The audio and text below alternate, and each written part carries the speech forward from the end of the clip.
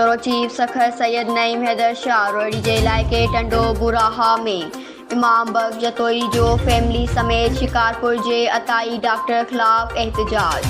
तफ़सील मूजिब रोहिड़ी के इलाइक़े टंडो बुराहा के रहवासी इमाम बख्श जतोई पंहिंजी फैमिली समेत एहतजाज कंदे सहाफ़ियुनि खे ॿुधायो त मुंहिंजी 2 सालनि मासूम न्याणी जी अचानक तबियत ख़राब थी पई, जंहिंखे मूं शिकारपुर जे हिकु अताई डॉक्टर वटि खणी वियसि, जिथे डॉक्टर न हुजण सबबि डॉक्टर जे जूनियर मुंहिंजी न्याणी जी चकास कई ऐं इंजेक्शन लॻाई।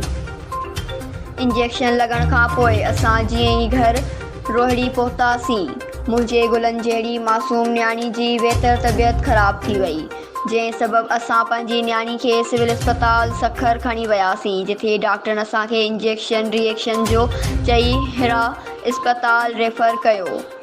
मुंहिंजी न्याणी असांखां हमेशह मोकिलाए वई ऐं मोफोत थी वई। हिन वज़ीर आला सिंध, वज़ीर आज़म Pakistan, chief justice of Pakistan ऐं आर्मी चीफ खां इंसाफ़ जी घुर कंदे चयो त खुदारा उन अताई डॉक्टर खिलाफ़ कार्रवाई करे मूंखे इंसाफ़ ॾियारियो वञे। News Sindh express news Sukkur.